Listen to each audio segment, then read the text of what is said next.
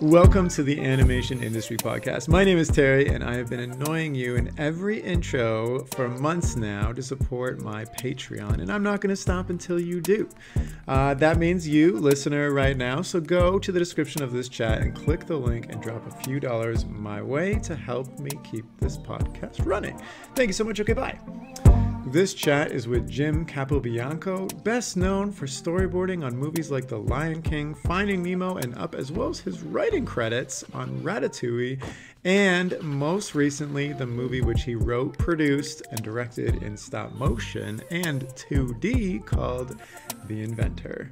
In our chat, he shares the 14-year journey he took from finishing an independent short film to receiving millions in funding to produce it as a full-length feature. He also shares how hard it was to pitch, what it took to get funding, and the full experience of what it was like producing the feature in such a short amount of time, especially in stop motion. And of course, The Inventor is playing in select theaters right now, so make sure you check out your local theater to see if it's playing.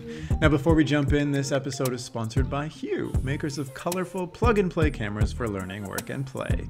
Originally designed for teachers, Hue cameras can also be used for creative activities such as capturing hand-drawn pencil tests and shooting behind-the-scenes footage, time-lapse videos, and of course, stop-motion animation. Their cameras have flexible, posable necks, manual focus controls, and they're compatible with Dragon Frame, OBS, Twitch, Zoom, and many other camera apps. Visit huehd.com to learn more and follow @HueCameras on social media for news, fun, and giveaways. And of course, as always, get 10% off any Hue product from huehd.com with code 10TerryAIP. And now, without further ado, let's jump in. Hi, Jim. How's it going? Good, Terry. How are you? Glad to be here. Great. I'm pretty good myself. I want to chat all about your film, The Inventor, which just came out. But before we do, can you just give a little bit of an overview for people who don't know or haven't seen it? Just give me a little pitch for it. Oh, a pitch for The Inventor? Well, I was Well, thinking what I should just have you warned know, you. people who haven't seen it or heard about it, what's it about? Like why should they care? Well, one reason they should care, it's an independent animated movie made out of the USA, which is pretty rare. So I think that's one reason to go see it. But it's about Leonardo da Vinci when he moves to France. It's made with stop motion and drawn animation. Um, when he gets to France, he meets Marguerite, the sister of the king. So he goes there to work with the king. Um, and then he learns, they sort of bond as because she's the only one who kind of is curious like he is and can see what he's talking about. And it kind of reflects on an idea I had about Leonardo, where he would be kind of the smartest guy in the room, but the loneliest person in the room, because he would talk about flying machines and all these things, but he would think about them, but he would have nobody to tell them to, because they would think he's a crazy man back in the Middle Ages and Renaissance.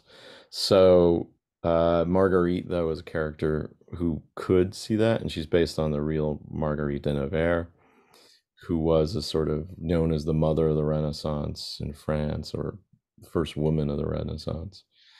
So he meets her, and she kind of helps him, and his kind of quest in the film is to find out what life is all about, and they kind of use this metaphor for the soul, that he's trying to find the secret to the soul. Wow. And so that's the story, or in a nutshell. I mean, yeah, I think that's great. I'm just wondering, who specifically did you make this for? Every film wants to have a target audience, and like for instance, Yeah. like I'm already enamored because I love stop motion, so you got me there. But like, is this a kids film? Is this an adult film? Is this a stop motion lovers film? Well, I think it's a film for the whole family. It's for everybody. Yeah, I just wanted to, you don't have any like crude adult humor in there, or like, it's a family friendly. It's definitely not, and Yeah. yeah, it's definitely not. Yeah, a film like that. It's definitely a family friendly film. I think, okay, so let's dial it back a bit because you said something interesting, which is you said it's an independent film that came out of the US, and most independent films are out of Europe because they have tons of grants and stuff there. So, you have already an illustrious career. You've worked on tons of movies, storyboard, animation, writer, et cetera, et cetera. At what point did you say, I want to make my own independent film? Like, where did that come from? Because most artists I talk to want to make a feature film. They have an idea, it's a dream, but of course, in this, how the industry is set up, it's nearly impossible. So, as Hmm. somebody who's had this idea and vision and now completed it, what gave you the guts to say, I'm going to do this and I'm actually going to figure out how to do it? At what point did you say that to yourself? Well, I had made the short film called Leonardo that I finished in 2009, and that was all done independently. But it's more normal that somebody could make a short because it's not as biting off so much. Um, and after I finished that, I thought there was more, and that took 10 years to do because I animated most of it on my own and I did it after hours and weekends and stuff. So, and I never thought that would get finished. Well, So, 10 years is a long time. yeah, halfway through, I was like, what am I doing? And I'd find all these little tricks to like keep myself motivated and stuff. But then Wait, I I, want to know one of these tricks to keep yourself motivated because you 10 want to years know is a a long trick? time of weekends and evenings. Well, one thing I realized is if I did a drawing a day, eventually I'd finish it. I mean, fair, 365 drawings a year. That's a couple of minutes, Well, you never would seconds. do just one drawing. That's what would happen. But it was mentality. I would sit down and do, okay, I could do one drawing. And then no, I'd end up doing 25 drawings or 100. So it kind of snowballed like that. But the mentality of going, well, if I just sat down and did one drawing a day, then I would finish. Um, That's unless you so get was hit by a that. I bus or would something. also, the other thing I would do is I would challenge myself. I would know I'd had like a couple days off from work, like a holiday, right? A Monday off, or I'd have a week off, and I'd go, okay, this week I'm gonna finish this part. We'll just take a little bit. I'm gonna finish that, and then I wouldn't make it too big, so I would finish that, and then I would have more time, and I'd either could stop or I'd take a little more and do a little more. So it was really finding like these minuscule chunks to do, and then every time you finish them, you had a victory and you feel excited and you're like, whoa, I got that done. And then it just inspires you to do the next part. Okay, So so that was this kind for of 10 how I years. Yeah. got You myself finished. through that. So I don't know, that mentality probably helped with the feature too. So then I showed the film around. I was at a film festival and this mother comes up to me with her child and she says, "Oh, we loved your film, your short, and it was entertaining, but also kind of educational, and it's a nice introduction to Leonardo da Vinci." And then she asked me, well, "Are there other films like that out there?" And I couldn't think of another animated film that did that. And so I said, I don't know. I don't think so. And then I thought, well, maybe I can make that. So it sort of grew from that kind of idea, like kind of keep going with this character. And as I said earlier, I really saw him as like, I kind of saw him like, how could I tell the human side of Leonardo da Vinci and not just this genius that we put up on pedestals and and feel like we can't even touch. It's like every time you hear about him, he's like he was interested in something else, and he was great at this, and he was great at that. And you can go, well, how can I be that way? But if you learn about him as a person, you start to learn how he thought as himself, like that he never finished things, that he was kind of a failure in his own mind because a lot of his things failed, like didn't work out. Like the Last Supper was a kind of botched it. So, it started to deteriorate in his own lifetime because of the way he painted it. He painted it in this like new way, painting things and not in a fresco, which was typical because you'd have to paint that very fast, and he hated working fast. So it started to deteriorate because it was done in a new way. So he knew, he would have known it started falling apart. So his whole thing was like, I, I failed, and then there was other things he never completed. He had bosses. He had to have he had to find a patron, so he had to find a way to make money. He had apprentices that gave him, or drove him crazy. So there were things that are very human that I thought would be interesting to explore instead of the genius. So this all led to the feature. And I don't know, I just started out, I wanted to write a feature, and I don't know, you get an idea and you can't let it go, and then it just, at least for me, and it starts to manifest itself in this thing. And I don't know, maybe at one point I thought I could sell it to a Pixar or somebody, but I mean, I developed it from the start to be stop motion and drawn animation. So you Um, wrote the whole script for the feature film first. That was I like did, step yeah. one. So you already had, in your mind had this. I have this endurance quality where I can stick through something because I've been doing this for 10 years. Then you get a little bit of motivation from this woman and her kid, and which I think is amazing. And then you say, I feel like I'm onto something here. I'm really enjoying learning about Leonardo and like all of his life and Hmm. his story isn't really told this way. And then Hmm. you write a script. And how long does that take you? Because you're working on other things in the meantime, and like Yeah, I script was still writing at is Pixar. I a was doing a cool bunch of other things. thing in itself. How long does it take to write a script? Well, did it take you to write the scripts? Well, um, I don't know exactly. I mean, it was a process, so I just started working on it and took a stab at it. My thing with script writing, I try to like get it down really fast, like just sort of vomit it out. So, and I know I have to go back in and rework it, but it's like just trying to attack it in a way and just keep working at it until it's out there, and then I go back in and rewrite it and rework it and stuff. So it's a long process for me. It's always been my own personal process. Even Ratatouille, when I was working with Jan and we wrote the first draft, there was no pressure on us because we were so far down the queue for movies. I knew we wouldn't release the film, I knew, for like 5 years or so. So it wasn't a rush then either. So, and that was different because I was working with another guy writing it with another director.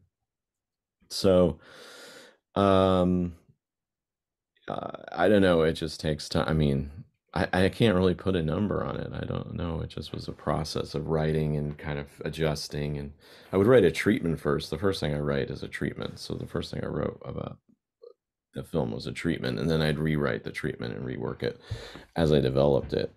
And Gotcha. then storyboarding it. I'd start drawing it and storyboarding it, and that filters back into the writing. Because to me, storyboarding is writing. It's writing visually and in feature animation, and then you go back to the writing and words, and you go back to drawing and back. It's back and forth. And so when you work with a writer, my experience working with writers on the features is it always worked the best when a writer understood that process. If they didn't and it was all about their writing, then they usually got fired. And it didn't work out.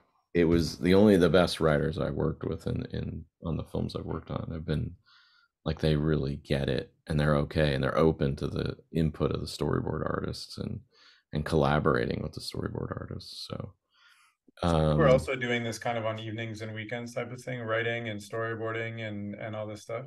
I'm oh wondering, my, on the Inventor, yeah, yeah, for sure. yeah, I'm wondering Just at what point did you start investing in other people? Because, writing and storyboarding a feature film, that's a huge undertaking. And I mean, you knew a lot of people who worked in the industry at that point too, and I'm sure you were Mhm, talking of about it and course. they knew about it. So at what point were you confident enough to say, like, I think I'm onto something and I'm willing to start investing my own personal money? Or like you mentioned, you were thinking of selling it to Pixar. Did you start pitching it around and trying to get other people to invest in it before you built a team? No, I mean, I just threw that out there as maybe when I was first thinking about it. Like you were asking, like, why did you pursue it? I don't know. I guess as an artist, as far as pursuing it, I don't know. You just do it.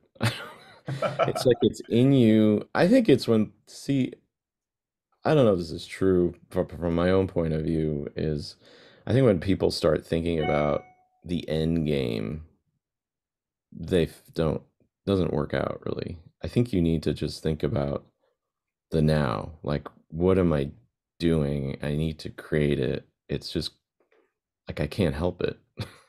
I need to just work on it. And I tend to work on a lot of things at the same time. So I'm sure while I was working on the Inventor, I had some other projects I sort of started to work on too, and then the Inventor took on its own life. And for the longest time, it was called Leo and the King.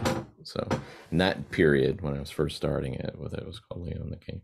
But I would just keep working on it, and I would shift to something else. I'd work on that, and I'd go back and forth, and it just started this life of its own as it just stated and became more of a being.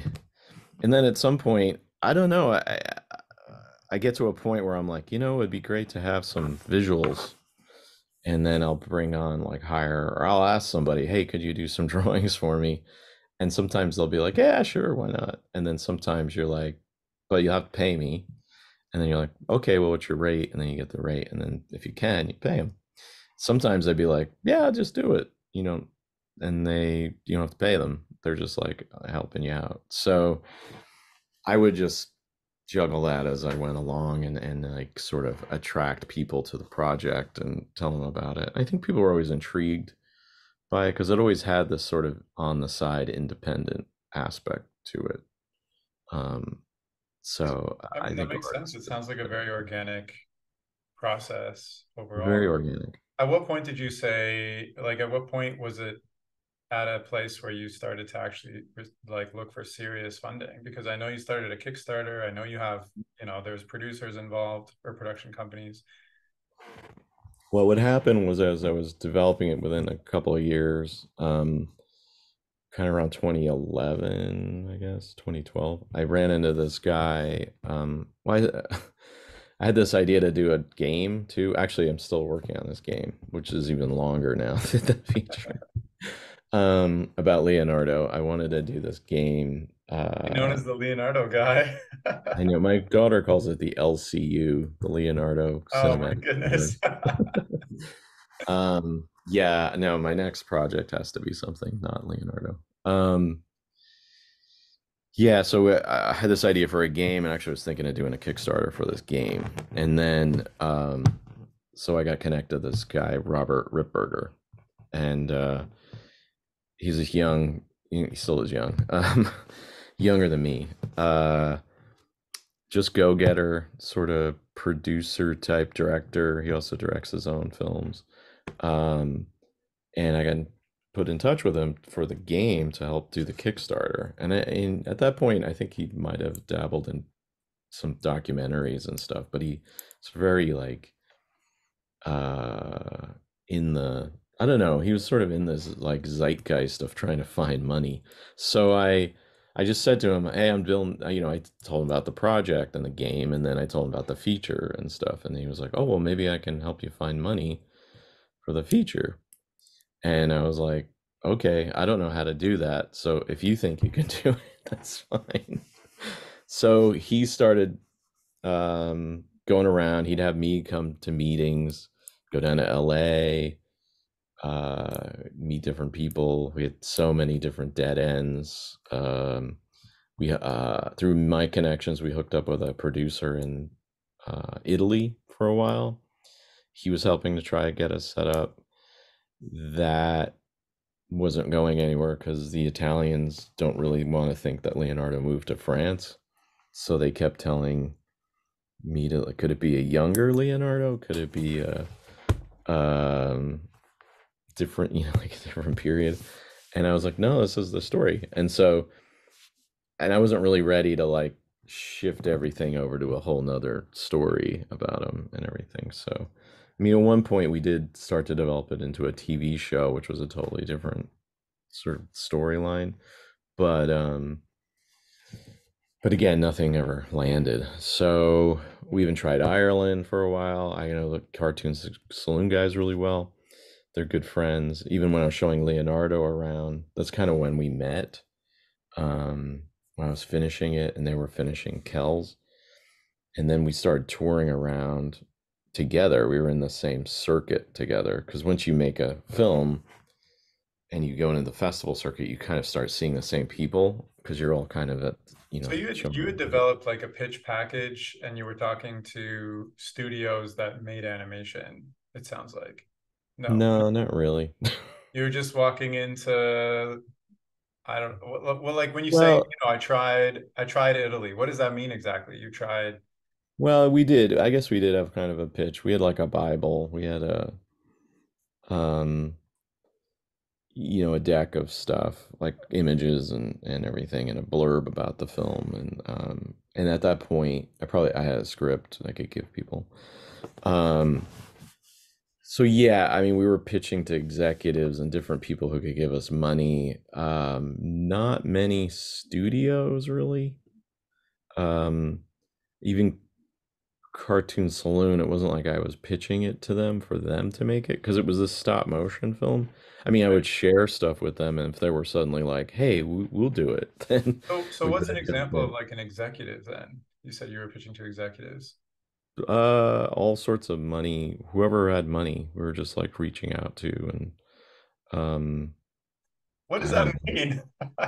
There's a lot of people out there with money. Well, So of course, my neighbor has money, I'm sure, but like, you pitch them your phone, I maybe guess they'll give is you that, money but for it. that's what you mean? Just you were pitching to like anybody who would hear it type of thing? Kinda, yeah.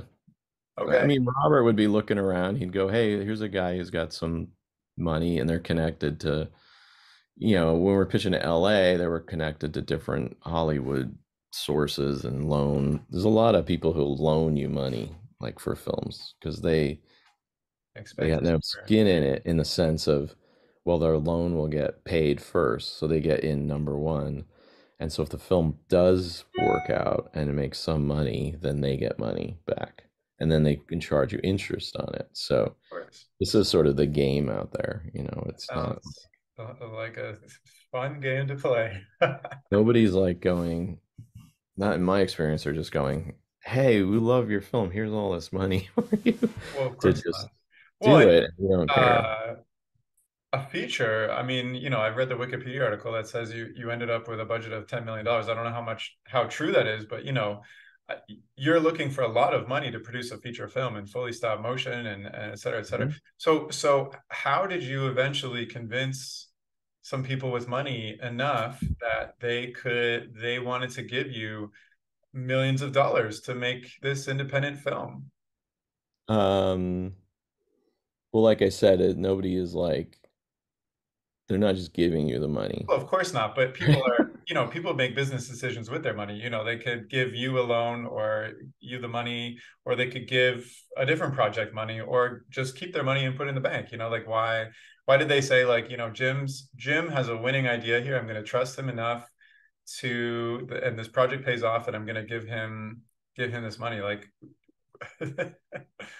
It, a lot of it rode on how much experience I had in yeah. working So for like Pixar. you were part of the package deal. You're like, Of of course, yeah, of course, course. I yeah. think no matter what, and when you're looking to finance something, the loan lenders, the people investors are going to look at who is asking for the money and what's their background, who Yeah.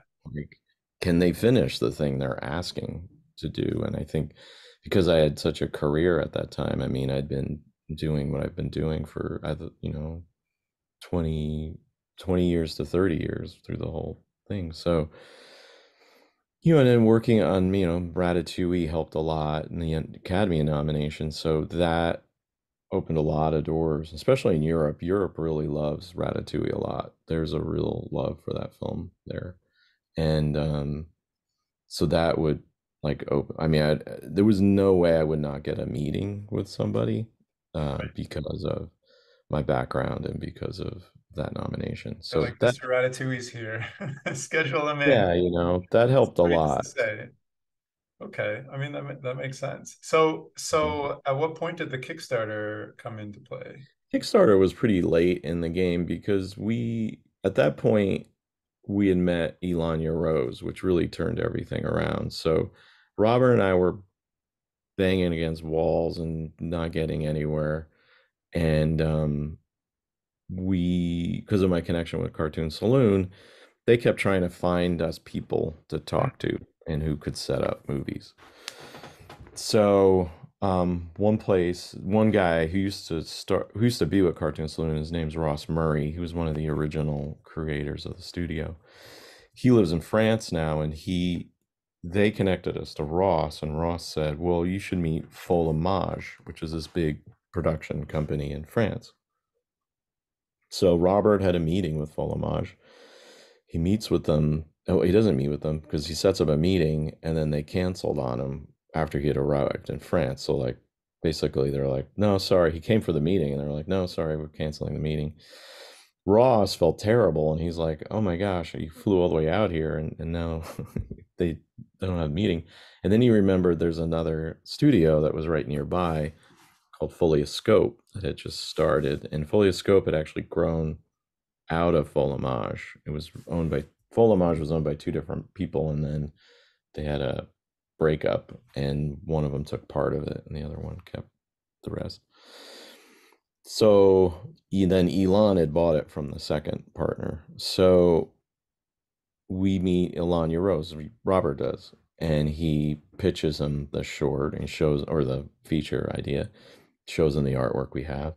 And Elon loved it. He was looking for his third stop motion film to do, and he just loved the project. And I think a chance to work with me and all these things. So um, Elon said, "Let's go." And I always told Robert we needed to find that person who would just jump off the cliff with us. So Elon was that guy. He's like, "Let's do this." So Elon then said, "Let's go to Cartoon Movie," which is this big event in Europe where artists and production people can pitch their feature ideas to sales agents and distributors and production companies who might be interested in it. So, but Americans don't pitch there. You have to have a European company or an entity that is allowed to pitch at Cartoon Movie.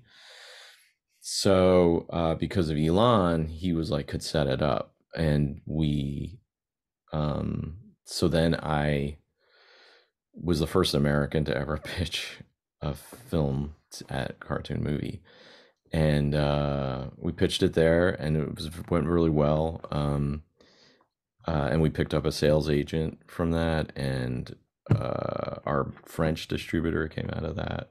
And because of that success, and people should understand this, every time you have a success in doing these things, it builds on itself because people will only invest in something they think will be successful. So that it just kept accelerating from there. So now we knew the feature was really on track to now get happen, but I needed to finish the story reel, so we needed money to finish that. So we put out the Kickstarter, and that money helped us finish I the see. story animatic that we would then make the film from.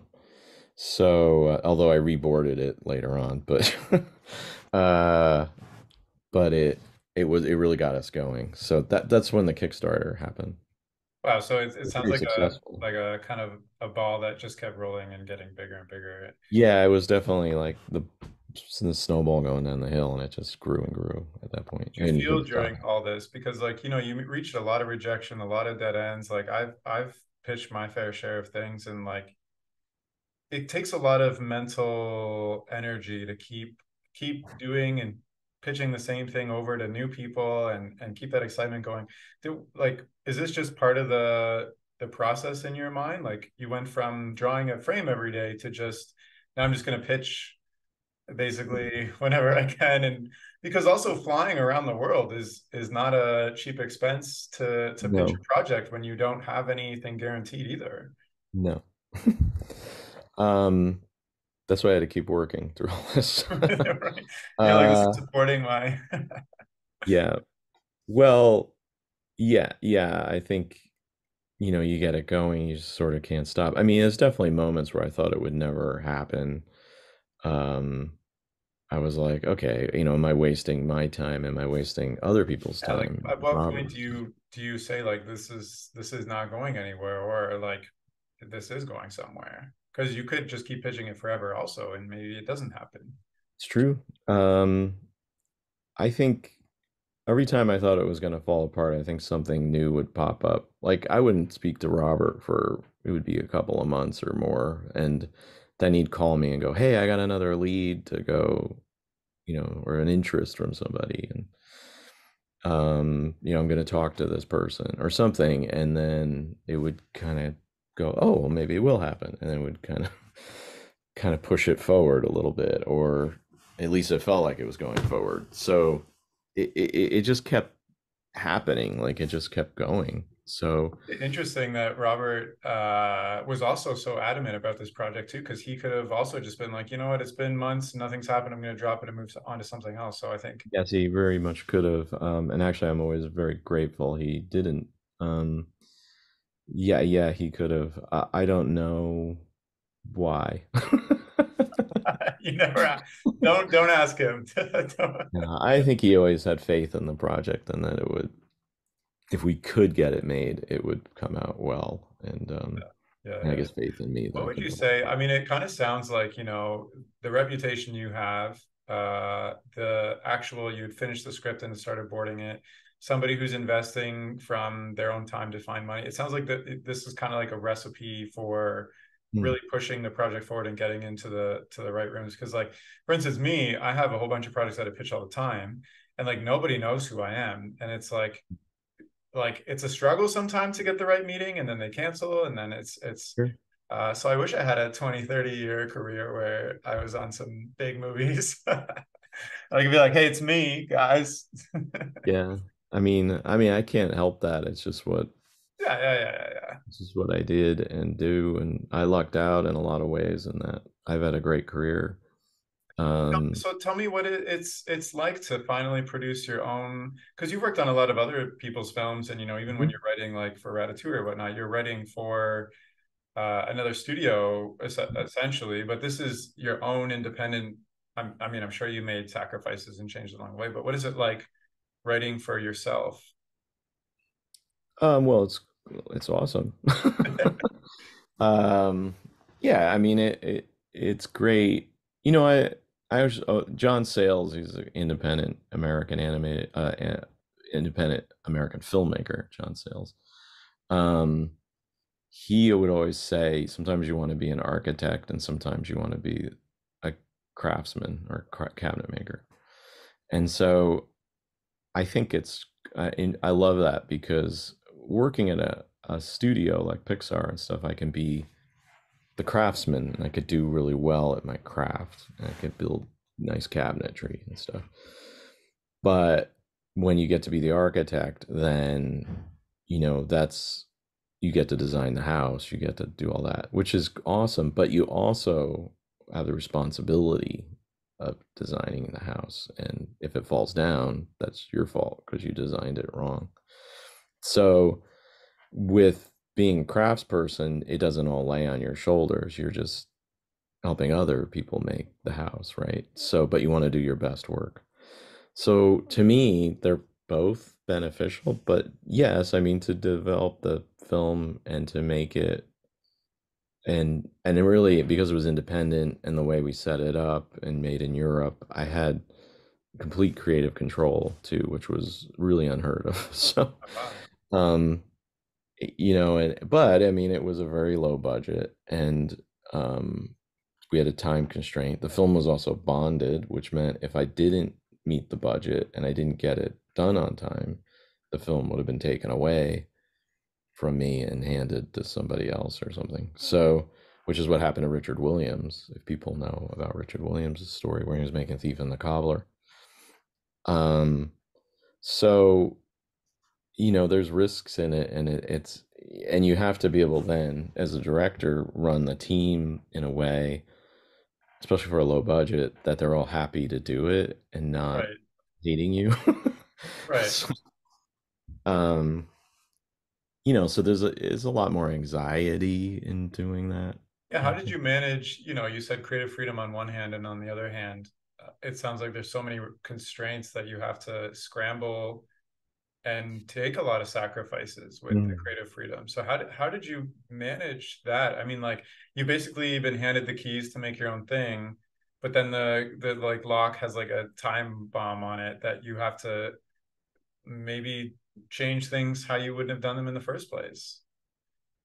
Well, for me, even when I did the short film, when I developed that, I was thinking, okay, how can I make this on my own? And so I would look at it and go, okay, with that, I was like, well, I'm gonna do it like Leonardo da Vinci and just have it line drawing and not color it in.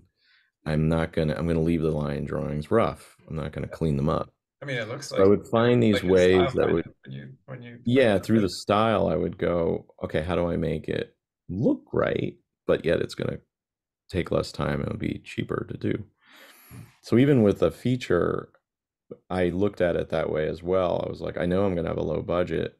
What do I like that I could fit into this kind of budget? And so I would look at things like UPA cartoons, look at the Rankin and Bass stuff, like Rudolph the Red-Nosed Reindeer and all going to those ask you things. about a Rankin and Bass influence because there's some scenes that I've seen that. Oh yeah, I mean, that's all every newspaper article, everything's been, oh, it's Rankin and Bass and stuff. So, um, but it's true. I love that stuff. And I looked at it and I'm like, okay, that's, their animation is like, um, it's not great, Very, but it's it's charming. yeah, it's super charming. So I was like, I always would say the film's going to have the animation that's like between Rankin and Bass and Leica, but kind of lean in the Rankin and Bass area, but it would be in the middle. Um, so I would look at it that way. So as we developed the film, I would keep thinking in those terms. And then as I learned about stop motion, I would, in my production line producer, Kat Aliocean, who goes back to Nightmare Before Christmas and only has done stop motion in managing these films. She did a whole what we called the big board, and it was like 10 weeks of the film. And I would look at it as it developed, and I would go, okay, this shot coming up, which I had learned from my co-director, Pierre-Luc Grandjean, showed me like what's hard to do, what's easier to do, in stop motion. So I would see what's coming down the line and go, okay, that's going to be more difficult. And then I would rethink the shots as we went along to go, well, what would be an interesting way to do this that would be more economical to do and maybe quicker? So I would rethink things on the go. And I think it was my storyboarding that I could do that. Interesting. I was So going to ask if you had constantly like through the a production, I was always had in my mind, because I was also one of the producers. So it's like I had in my mind, okay, here's the budget, here's the time frame, here's what can be done. I'm going to work within that. And I used to, like Orson Welles said, the enemy of art is the absence of limitations. So I would use the limitations to my advantage. And I think that's a great lesson for anybody out there. It's just know the box you're working in and then use it to your strengths. Like use it as a strength instead of as a woe is me. I can't do everything I wanted to do. yeah. So I'm wondering. So you're mainly a 2D, would 3D. I have wanted more money? Yeah. Yeah, of course. Who It would have been doesn't? helpful, but not a lot of money actually. If I had another, if we had another like 5 million or 10 million, would have been great. I don't know what to say to that. Yes. Uh, um, I didn't need 100 million. yeah, why not? Your next film, you went I from don't a want 10-minute 100 short million. film That's to a feature too much film. money. Next, go from a 10 million budget to a 100 million budget. What's stopping you? No, that's what I'm saying. I don't want 100 million. Oh, you don't So want 100 million. You want to be limited. Okay. So you're mainly 2D, 3D guy. story driven. It's interesting for me that you conceptualize a stop motion film, even when your short was in 2D. Hmm. Um, why did you envision this all in stop motion? Part of it again was like a limitation because when I was starting to think about the feature, do a feature, I didn't want to do it in CG animation. I didn't think that fit a Leonardo da Vinci film. Plus, my loves are 2D drawn animation. That's why I got into animation, is I wanted to do drawn animation, Bugs Bunny cartoons and Disney films and stuff. And then I got into it, and then I realized, oh wait, nobody's making Bugs Bunny cartoons anymore, and nobody's making, um, and the Disney features would start to go away, done in drawn animation. So I was like, well, I would do it in 2D animation because of the short, but at that point, Disney was getting rid of the desks and switching to CG. Drawn animation was going away. So I was like, well, but stop motion animation was having this resurgence. Leica existed at that point. It just, Coraline, I think, had just come out.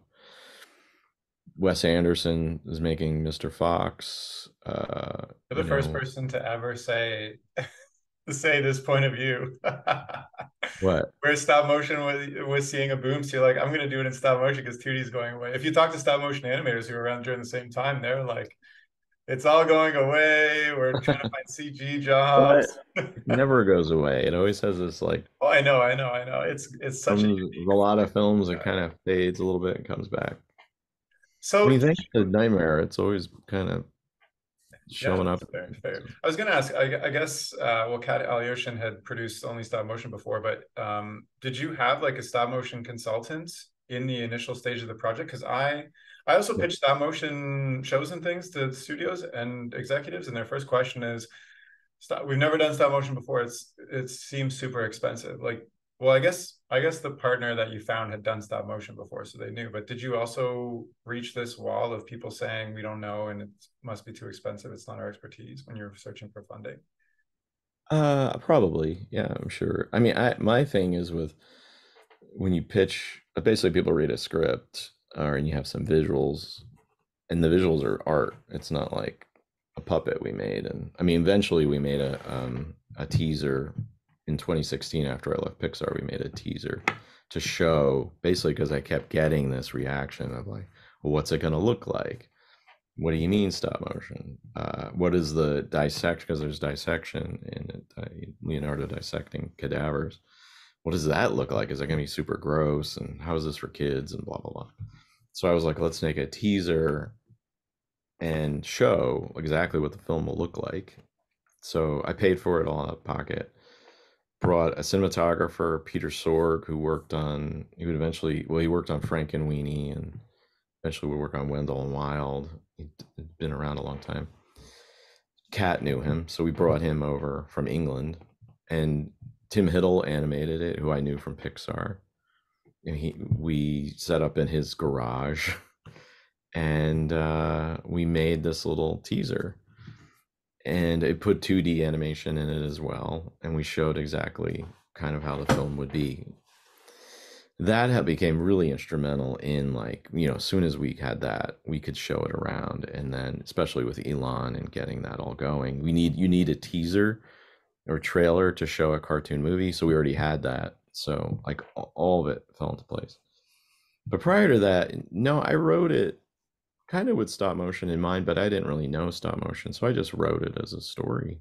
And I figured eventually I would adjust it and rework it to work for stop motion, maybe use previs to figure out camera moves or something, or sets, how to build the sets. But I didn't know. I was like, I'm just going to write this and then someone else down the line will know. And then and I'll ask them a lot of questions and involve them and listen to them and not be like, pretend I know anything, and make it that way. So no, it was just developed like I would develop anything.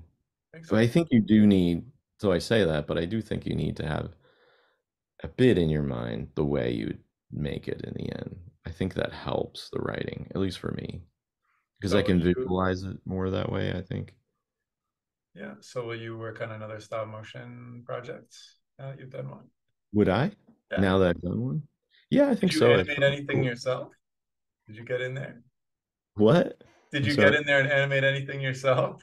Oh, would I? No, on the teaser, on the trailer I mentioned, I added a shot while we were doing it, and I felt bad having the anime. We had two animators on, Tim Hiddle and another guy, Justin Cohn, and I felt bad asking them to do an extra shot because they were getting paid very little. Like basically, we paid everybody $1,000 each. Like so, every artist got $1,000.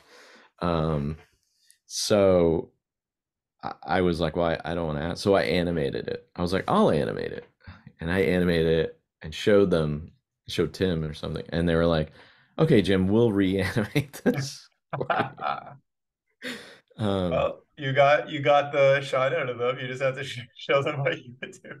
it was terrible. Um, so, and then on the feature, I actually I didn't feel confident that I could do a shot, so I just never asked to do one. That's fine. um, and I had too much to do anyway. That would have been too hard. Even my directing animator, Kim Kugelari, she is an amazing animator. She's basically Wes Anderson's go-to. So there's I don't know if you've seen Asteroid City, but in it there's an animated The alien. alien in it, right? So during our production, Wes Anderson calls her up and says, "Hey, I have this thing I need you to animate." So they set up in her house in France a little studio, like in her garage or something, to shoot this one or a couple of shots she did for the film. So she animated all of it on her own in her house while she was making the Inventor You're like, with us. hey, she's like, hey, I have to go home now. Wes Anderson's calling me. It was after hours and on the weekends. Kat was really worried because she felt Kim would burn herself out, and actually she ended Because up stop doing it motion because is of super excited. taxing on your brain and body. Interesting. So your role, uh, what before was writer, story artist, pitcher, then it devolved into director, writer, producer, like all three at once. Yeah. That sounds like a lot of work and crazy. Well, I mean, I was a producer in the sense I put money into it to begin with and organized it up and but Robert did the heavy lifting and like finding money and So stuff how like big was the overall team when you were in full production? that. I think overall, I mean, Kat would have a better answer. I mean, we had 8 animators Okay. always. Like somebody would leave and we'd bring somebody else in. Um, and as but as the but probably about less than 100 maybe. I mean, if you include everybody, like storyboard artists and the comp guys later worked from in the box and stuff, I would say it's probably over 150 or maybe closer to 200 people ultimately, who touched the film. How do you feel as looking back and you started this just trying to get one frame done a day to now you have 100 people working on the thing that you envisioned. And now it's finished. How does that feel? Oh, it's amazing. I don't know. It's unbelievable. I was actually was at the premiere in Los Angeles, and for a moment I'm just standing there going, wow, all these people are here because of this thing I came up with. And that's like, I mean, that's pretty overwhelming. That's like unbelievable. Yeah, Uh, congratulations. That's amazing. yeah.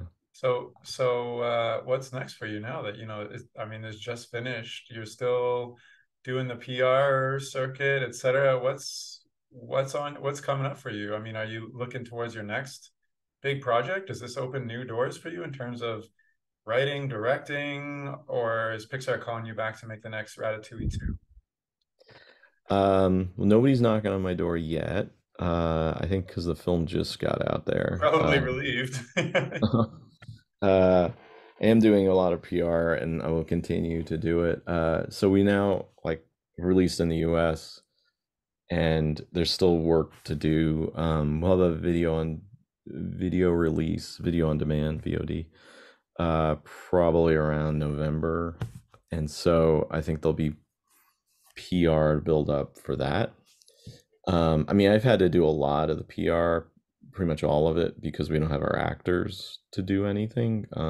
Because of the SAG strike, we haven't been able to utilize the actors and all that. So that was kind of a unexpected wrinkle in something that took 12 years to make. So, um, but if SAG, they finally resolve it, which the Writers Guild sounds like they're finally resolving it on their end, hopefully that, then we can bring in the actors to promote the film more, which would be great.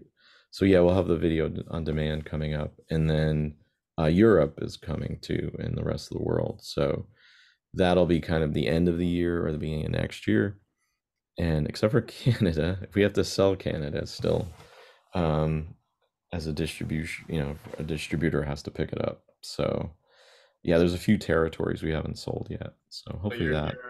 are you involved in those meetings, or is that completely handed over to the production company that invested in this at this point? Selling the territories, that's kind of in Robert's domain, and he Gotcha. kind of keeps dibs on that. But So Robert, this is what he does, I guess. Like he attaches himself to projects and then sees them through. well, I guess in a way he does, but I mean, he has his own projects he's been doing. I think while we were making this, I don't know how many films he directed. Oh my gosh. Um, Okay. so he's a director too, and he's a producer. He just opened sound stages in North Carolina near Raleigh, and and so he's sort of creating his own like production world universe, the Ripburger universe. So, um, of production. So and I guess it's the largest sound stages in North Carolina. So, um, Raleigh, right? North Carolina, or am I getting this gonna? I don't It's know North. my U.S. geography very well, so Yeah, I can't Raleigh. I can't help you there. I know. Everybody will write back and go on this. Yeah, right. Well, it's like Swing idiot. yeah. But basically Anyway, you're gonna so be it's really exciting for sleeping. Oh, sorry. Rob. I was gonna you're basically eating and sleeping the inventor for the rest of the year, basically. Yes, yeah. I mean, I'm definitely my radar's up to do some more stuff. I mean, I have to again, making your own independent film, you don't really make any money while you're making it. So, a living. I mean, thankfully, the only way I could really do it is my wife, Kim Collins. She's a producer at Pixar, and so like well, in the US, we have to have pay for our own healthcare and all that stuff, or we have our bosses, our Right. jobs.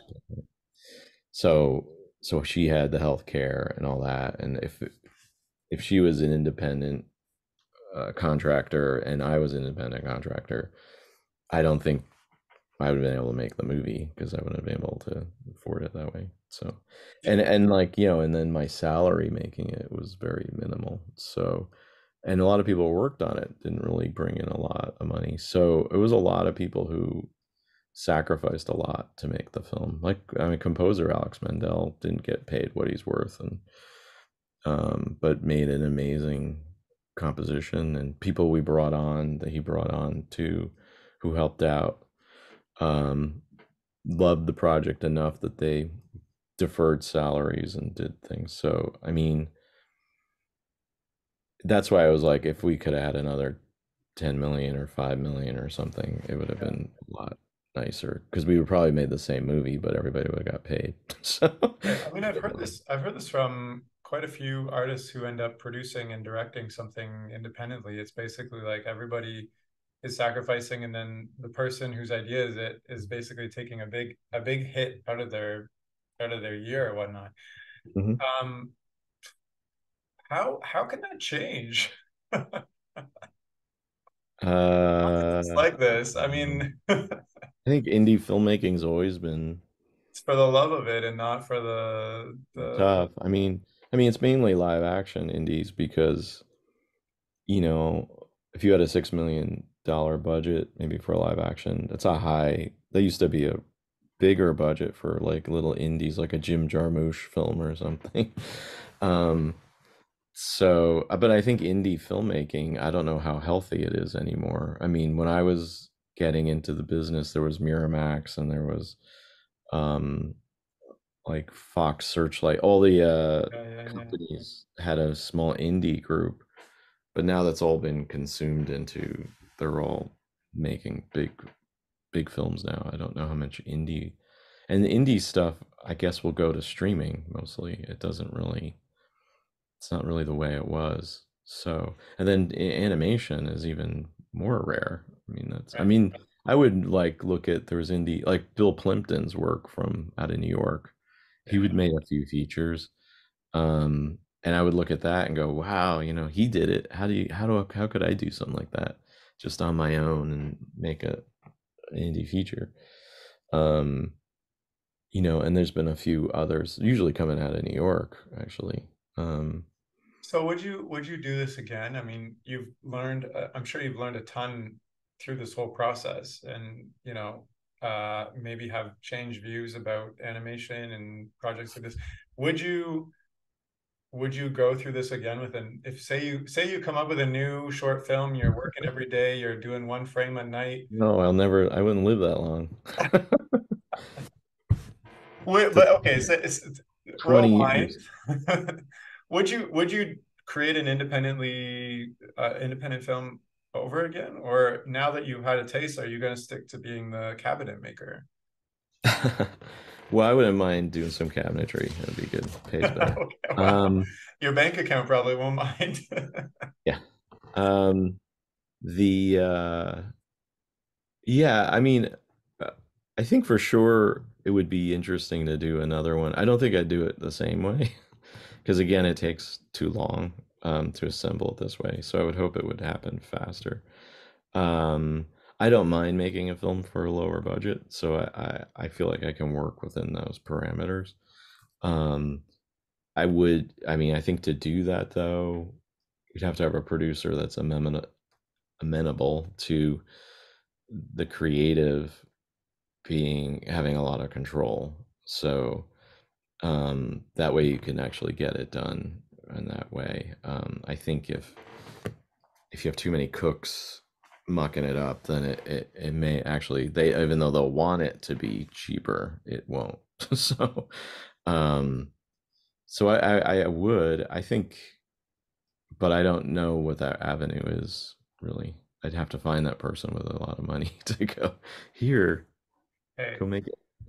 if you And I find don't know if a that person, send them exists. my way too. So, fast forward a bit, all the press and everything, the territories, the Inventor is like a finished project at this point. What do you Mhm. aspire to get back into? Because, you've worn a lot of hats over your career. Mhm. Maybe writing is the one that has been most interwoven throughout. Are you wanting to get back into writing again, or Sure. is Yeah, I have another script I have treatments that I want to turn into scripts. So I'm definitely gonna go and write them up and in the this new intention to script. sell them to studios? Yeah, sure. I mean, if somebody's coming to me and going, what do you have? I mean, I could share these with them and see what happens. So a couple of them are very like, it's interesting because they're in the inventor vein of like, I don't know that anybody would actually make this film like a big Hollywood studio like Disney or Pixar or somebody. So um there are still in this quirky weird realm. I mean, when you see the inventor, it doesn't really play like a it doesn't like a Hollywood animated movie. It's And I mean that in the best sense of the word, of the sense of like, I think it's a good film. It's just not, it fits into the indie mold Yeah. of what you might think of as an indie feature, even. Um, and I like live action feature. So, um, these other ideas I have are like pushing against the norm. So I don't know if I want to make it the way I would want to make it. I don't know how well they would be accepted. And if they are, then they might be turned into the normal fare we get from Hollywood. So Makes sense. Makes sense. I don't, I don't know. I don't know what the road is. So, I mean, I would like to write more. I mean, if somebody wanted to bring me on as a punch-up writer or to work on their scripts or something, that's fine too. Carpentry is good. My dad was a carpenter, so I use that illusion. Uh, so yeah, I mean, I'm open to everything right now. I'm working on a children's book, chapter book, which is really fun and different to write. Script has to all be in present tense, and this is in the past perfect or something. So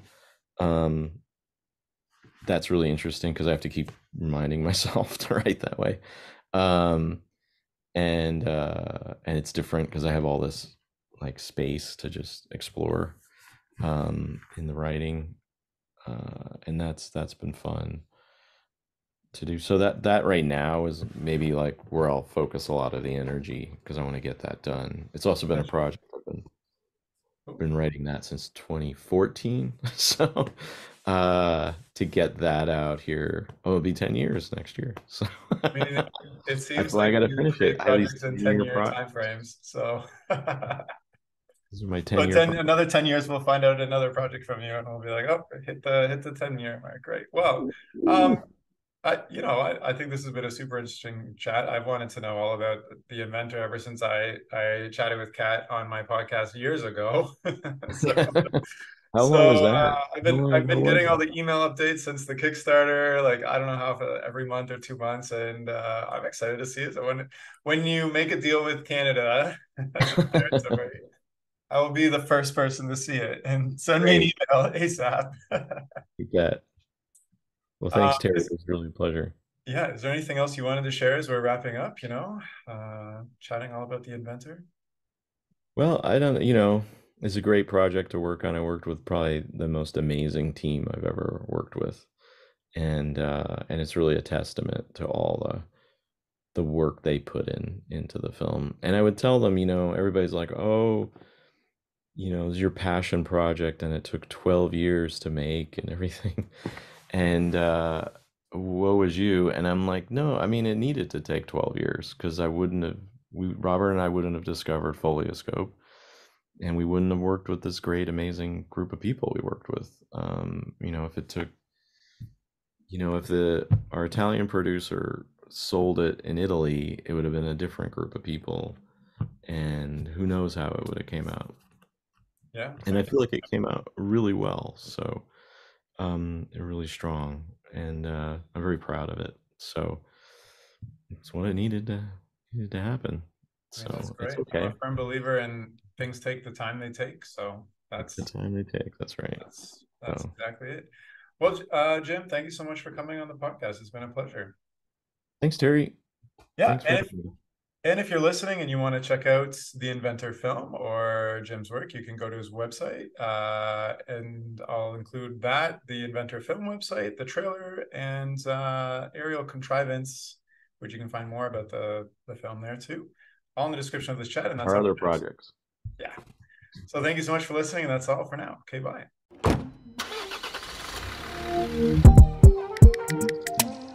The music for this podcast was composed by Willem Mendo and the graphics by Luhan Wang. I encourage you to look them up if you've enjoyed their work.